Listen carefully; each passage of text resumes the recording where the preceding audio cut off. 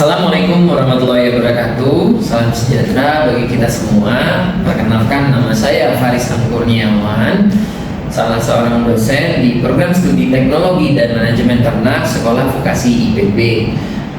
Video ini dibuat dalam rangka memenuhi persyaratan kegiatan sertifikasi dosen tahun 2025. Dan pada video kali ini saya akan menjelaskan mengenai keragaman fenotipe pada ternak dalam mata kuliah pemuliaan ternak terapan bagi mahasiswa semester 5 di program studi TNK dengan bobot 3 SKS, 1 SKS kuliah dan 2 SKS praktikum.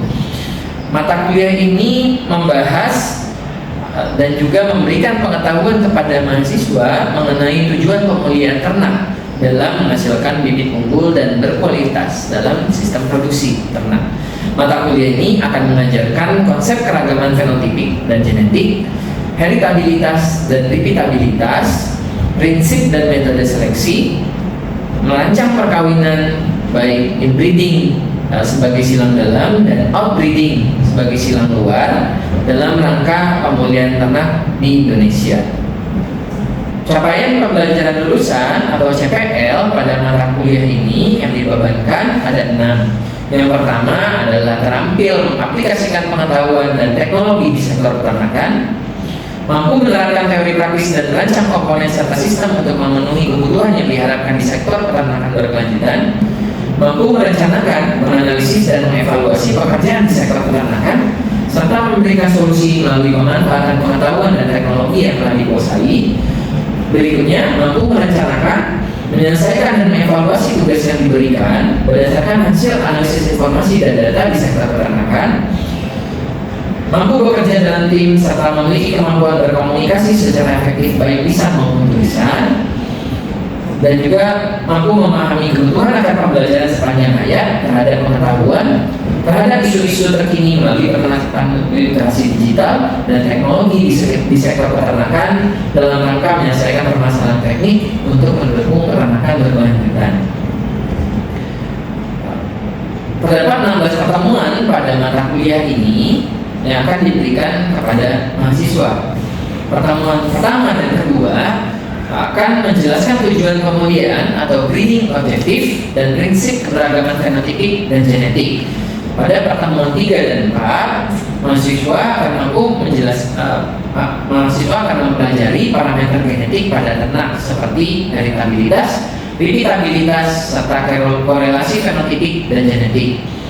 Pada pertemuan 5 dan 7, mahasiswa akan bisa menerapkan seleksi pada ternak dengan mempelajari prinsip dan tujuan seleksi serta mengetahui metode seleksi satu sifat dan juga metode seleksi lebih dari satu sifat. Kemudian pada pertemuan 8 nanti akan dilakukan kegiatan ujian tengah semester UTS. Pertemuan 9 dan 10 mahasiswa akan mempelajari mengenai perkawinan inbreeding pada ternak, yaitu prinsip dan tujuan inbreeding, metode perkawinan dan pengaruh fenotipik terhadap dan genetik terhadap inbreeding dan juga analisis laju inbreeding. Pada pertemuan ke-12 dan 13 dan juga 14, mahasiswa akan mempelajari mengenai perkawinan outbreeding pada ternak yang meliputi prinsip dan tujuan perkawinan outbreeding, metode perkawinan outbreeding atau silang luar, pengaruh fenotipik dan genetiknya, dan juga mempelajari hybrid vigor serta heterosis. Pada pertemuan ke-15, mahasiswa nanti akan mempelajari mengenai pemulihan dan perkembangan kegiatan pemulihan ternak di Indonesia, yang dimana meliputi Standar Nasional Indonesia mengenai bibit ternak dan juga lembaga sertifikasi produk ternak. Pada mata kuliah ini, teknik pembelajaran yang akan dipelajari melalui sinkronus maupun asinkronus, tatap muka di ruang kelas dan juga aktivitas praktikum di kandang ternak baik unggas dan ruminansia. Pengumpulan tugas akan dilakukan secara soft file menggunakan link Google Drive ataupun hard file secara langsung. Sebagai tolak ukur pemahaman mahasiswa mengenai mata kuliah, akan menggunakan tugas dan kuis. Sebagai indikator dan kriteria penilaian dalam kegiatan perkuliahan dan praktikum, maka akan dilakukan assessment dan juga project based learning atau PJBL dalam bentuk aktivitas dan praktik di kandang, tatap muka seperti mengerjakan tugas serta diskusi di ruang kelas secara offline. Dalam kriteria dan bobot penilaian terdapat 4 basis evaluasi terhadap pekerjaan mahasiswa. Yang pertama adalah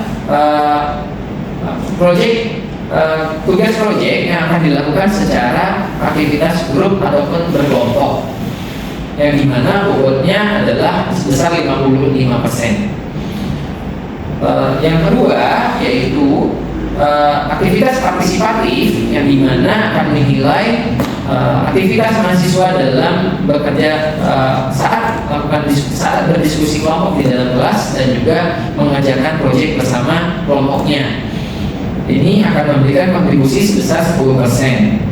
Tugas akan diberikan kepada individu yang dimana bobotnya adalah 10%. Kuis juga akan diberikan kepada mahasiswa sebagai indikator pemahaman pada pertemuan tertentu dan akan berkontribusi sebesar 5%. Ujian tengah dan akhir semester masing-masing berkontribusi 10% pada total penilaian dalam kriteria penilaian mahasiswa. Pada kegiatan crowd teaching kali ini, saya akan menunjukkan kegiatan proses pembelajaran di mata kuliah pemulihan keterangan, khususnya pada pertemuan 3 mengenai keragaman fenotipe pada ternak yang bertujuan untuk memahami keragaman fenotipik dan genetik serta lingkungan. Selain itu juga mempelajari sifat bernilai ekonomis yang sebagai kriteria seleksi pada ternak baik tugas dan dominansia. Baik, bismillahirrahmanirrahim. Assalamualaikum warahmatullahi wabarakatuh. Waalaikumsalam warahmatullahi wabarakatuh. Baik, bagaimana kabarnya semua? Alhamdulillah.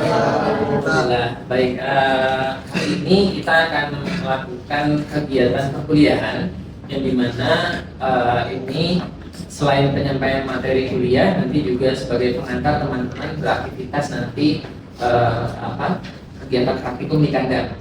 Nah, jadi sebelum itu kita akan masuk ke materi pertemuan ketiga mengenai keragaman fenotipe pada ternak, bagian dari mata kuliah pemuliaan ternak terapan. Saya bisa kita mulai. Baik, jadi sebelumnya kita sudah belajar mengenai apa itu pemuliaan. Tentunya dari sifat-sifat yang dimiliki oleh ternak, ada pewawasan sifat yang kita pahami bahwa sifat tersebut diturunkan ya dari tetua kepada keturunannya, seperti itu ya.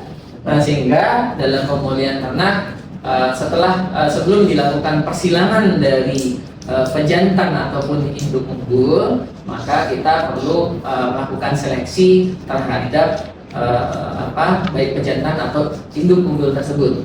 Nah, sebelum itu pun maka dalam melakukan kegiatan seleksi kita pada pertemuan ketiga kita akan melihat keragaman fenotipe pada ternak ini. Nah, kita lihat bagaimana sebuah keragaman fenotipe itu bisa dipahami seperti itu ya. Nah, jadi di sini ada gambar sapi, ya, gambar sapi dengan berbagai macam warna dari setiap bangsa seperti Black Angus, ya, Charolais, kemudian Simmental, Limousin, Friesian Holstein dan sebagainya. Pada sapi tersebut terdapat keragaman. Ya, kalau kita ambil salah satu sifatnya adalah warna pada sapi, maka di situ ada keragaman fenotipe pada warna, pada sifat warna rambut pada sapi. Nah, sekarang bagaimana kalau kita lihat di lapangan, ya? Nah, bisa jadi ada sapi yang bangsanya sama, kemudian warnanya juga mirip seperti itu ya. Artinya ketika bangsa sapi tersebut sama, artinya di situ juga bisa nanti terdapat pola warna yang berbeda seperti itu. Maka ini yang disebut sebagai keragaman. Ya, keragaman pada ternak ya yang menjadi sebagai salah satu kekuatan dalam melakukan seleksi. Ya. Kalau saya contohkan ternak yang sudah mendapat sentuhan pemulihan seperti ayam petelur, ya, Ini kan contohnya sapi ya. Kalau pada ayam petelur itu warnanya sudah coklat semua, ya coklat semua. Kalau di kita apa contoh bangsa ayam petelur apa? Lokman Brown atau yang terkenal sekarang Isa Brown gitu ya. Dengan namanya Isa Brown itu berwarna coklat. Artinya kalau kita ke kandang ayam itu bisa jadi satu kandang itu kita bisa melihat satu kandang itu isinya ayam petelur berwarna coklat. Nah, itu adalah salah satu contoh ternak yang sudah mendapatkan sentuhan pemuliaan. Nah, bagi seorang pemulia ternak, keragaman pada suatu sifat itu adalah menjadi kekuatan seleksi. Ya, maka arahnya bagi pemuliaan adalah dari keragaman menuju ke seragaman. Ya, selain itu kalau pada sifat kuantitatif, nanti contohnya adalah bobot badan. Ya, kalau pada ayam yang disukai oleh konsumen kan ketika mau beli bukan pada bobot badan yang berbeda-beda, begitu ya. Mereka suka bobot badan yang sama. Makanya di dalam di budidaya kita belajar bahwa ukuran keseragaman adalah salah satu parameter yang memang juga menjadi capaian dalam performa produksi ayam pedaging. Ya, pun begitu juga ayam petelur. Ayam petelur juga kondisi atau keseragaman telur tersebut pada bobot berapa itu juga menjadi salah satu yang biasanya dilakukan pengukuran. Kita kembali lagi ke keragaman, ya. Nah, sehingga seperti yang kita belajar sebelumnya, ada yang disebut fenotipe. Jadi fenotipe apa yang bisa kita amati dan kita ukur pada suatu individu. Kemudian ada sifat. Sifat itu adalah nilai dari sebuah fenotipe, ya. Dan saya refresh sedikit di pertemuan sebelumnya. Jadi kalau fenotipe pada satu sifat,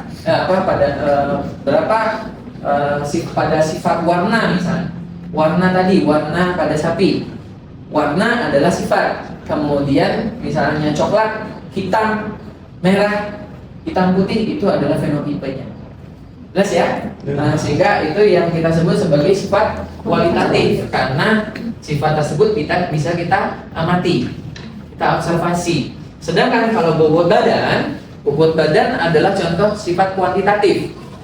Ya, nilai sifatnya apa?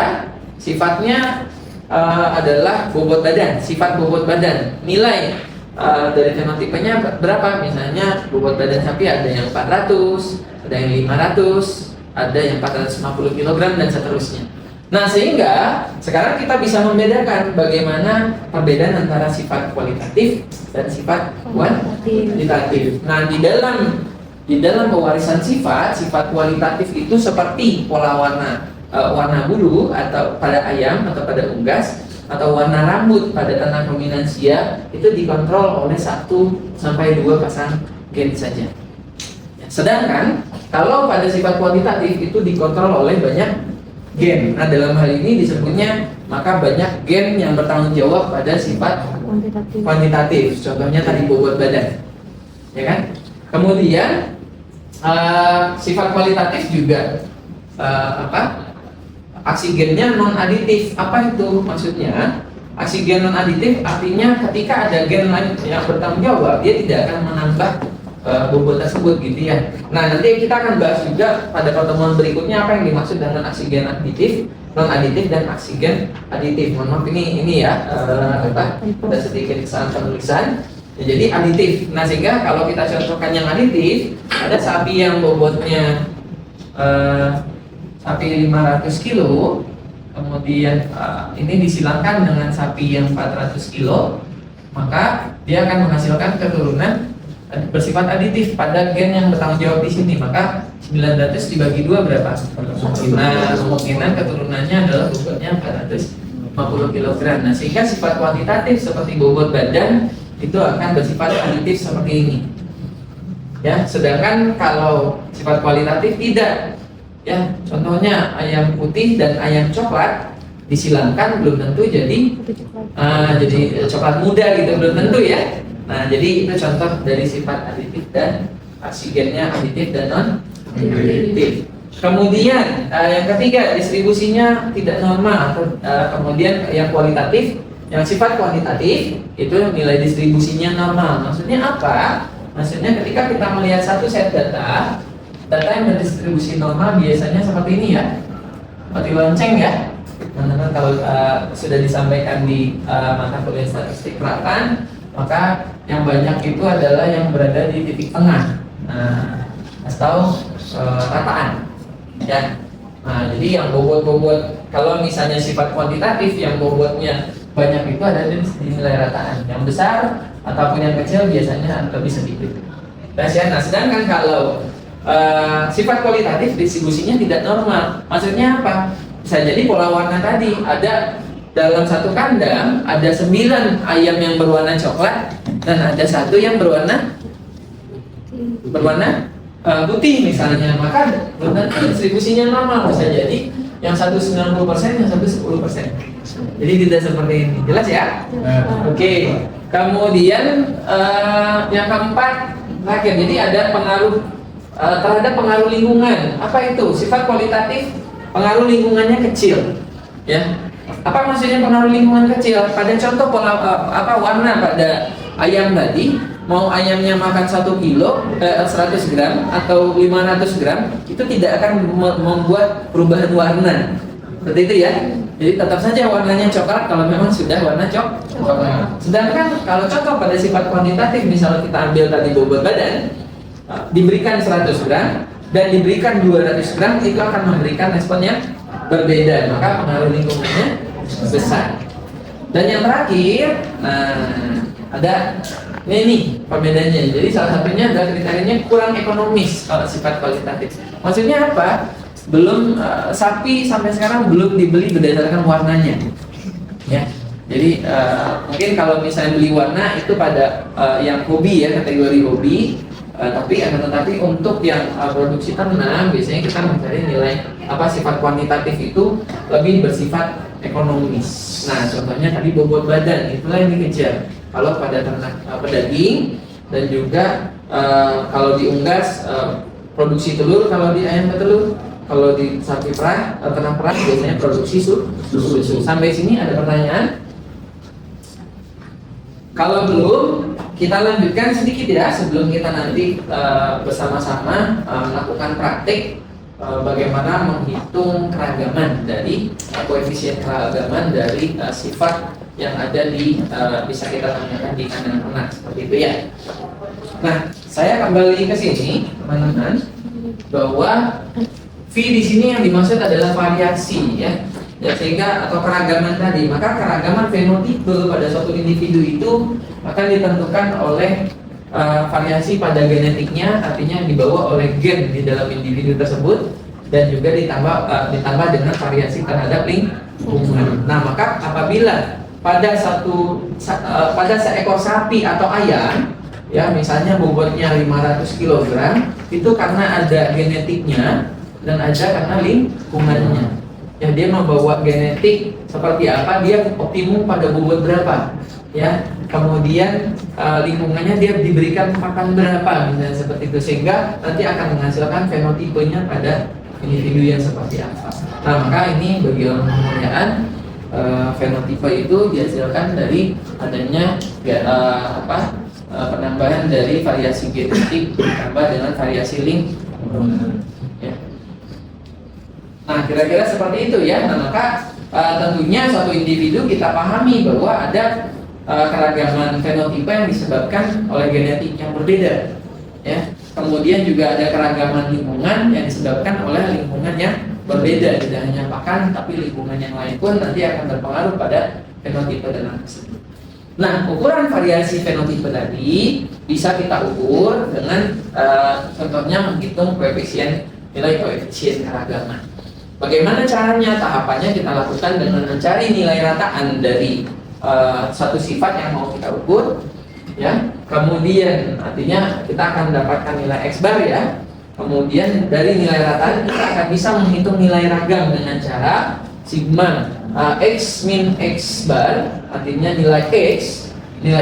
Kalau misalnya kita ambil di sini sudah saya sediakan, kita ambil contoh data. Set data 10 ekor ayam dengan ukuran bobot badan yang berbeda atau sifat bobot badan yang berbeda. Maka nanti kita akan coba latihan bagaimana menghitung nilai rataannya kemudian kita dapatkan nilai ragamnya dengan menghitung ragam sigma sigma nanti nilai x di sini dikurangi dengan nilai rataan, gitu ya, pada masing-masing x dan seterusnya, kemudian dibagi dengan jumlah set data. Dalam hal ini tadi n-nya adalah 10.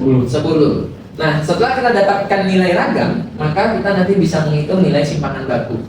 Nilai simpangan baku untuk nanti setelah didapatkan bisa untuk menghitung nilai koefisien keragaman dengan cara simpangan baku dibagi dengan nilai rataan dikali dengan 100%. Kira-kira seperti itu. Sampai sini bisa teman-teman? Bisa? Kita coba sama-sama ya. Dari set data yang sudah disediakan ada 10 vektor, maka kita cari dulu berdasarkan rumus yang kita dapatkan. Ya. Nah, silakan. Untuk bisa memasukkan begini kepada tahapan ini, maka kita dapatkan dulu nilai rataannya atau X-bar-nya. Tadi dalam rumus ini ya. Nah, ada yang bisa bantu untuk bagian kolom yang kedua dan kolom yang ketiga? Boleh, Pak. Ya, silakan. Satu-satu aja, Pak. Ya, satu-satu saja. Ya. Bagaimana caranya tadi berarti? Nilai X 1,2 berarti ini harus kita akan diperlukan dengan dikurangi nilai rataannya ya. Maka kita sebelumnya harus mencari nilai rataan terlebih dahulu.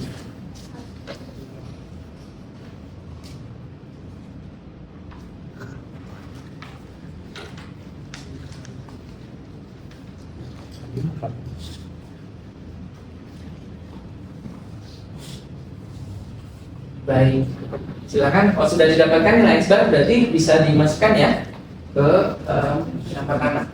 Oh. Silakan. Dan saya bantu. Bagian 1,2 dikurangi 1,45 berarti nilainya jadi 0,25. Ya, minus. Betul sekali.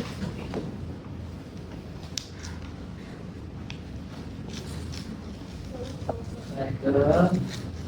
0,05 bagus. Berarti yang ini 1,5 berarti 0,05 ya.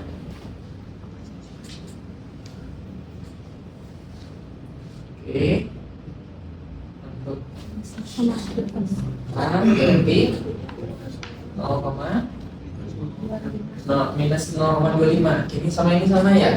Jadi kita bisa cepat. Ya. Sip. Kemudian 1,7 berarti 0,25 juga. 0,15. 0,25. Nah, ini baru 0, ya sama ya. Di atas. 1. Nah, ini baru 0,15. Minus ya. Betul, minus 0,15. Ini sama dengan ini. Bagus sekali. Salah 1,8, 0,35. Bagus, terima kasih nanti ya. Baik, silakan. Apakah ada yang sudah membantu tadi untuk mengkuadratkan? Saya sudah Pak, tapi paling Mungkin diberikan aja ya. Boleh, Pak. Nanti bisa teman-teman berikutnya teman-teman bisa bantu di situ. Silakan untuk yang 0,25. 0,0625. 0,0625. Yang di sini 0,0025. 0,025. Ya. Ini berarti sama ya. Iya, Pak. Bagus. Ini juga sama. Ini juga sama. 0,05 ini 0,025. Bisa bantu yang di sini 0,0225. 0,0225. Ya. Baik, yang ini sama dengan yang ini 0,025 betul? Iya, Pak. Dan di sini juga sama. 0025 Pak. 0025 Pak kalau ini. Oh, 00. Iya. Ya. 0,025. Baik, yang ini juga 0,025. Ya, yang terakhir 0,1225. 0,01 1225 Pak. 225. 225. Ya. Begitu? Ya Pak. Bisa dibantu untuk jumlahnya, untuk sigmanya? 0,405 Pak. Baik, 0,405. Berarti kita sudah punya semua komponen untuk bisa kita masukkan ke rumus ya? Ya. Silakan, saya bisa membantu untuk memasukkan ke rumus. Dulu. Boleh Pak. Ya, Pak. Silakan. Sudah dihitung ya?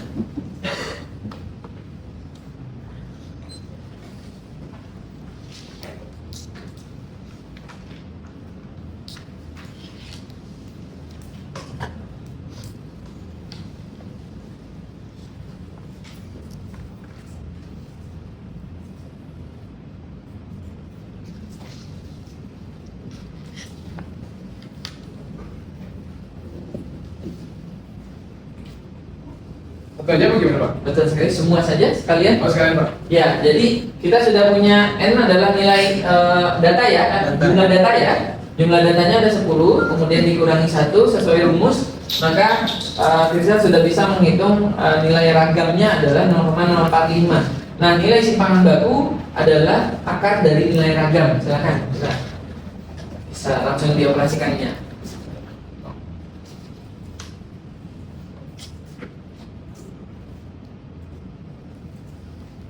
Baik, 0,212.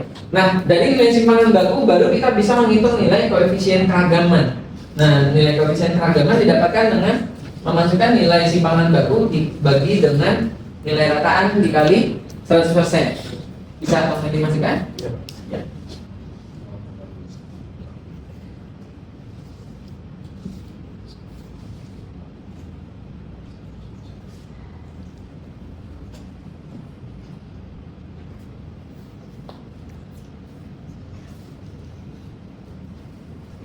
Baik, terima kasih. Nah,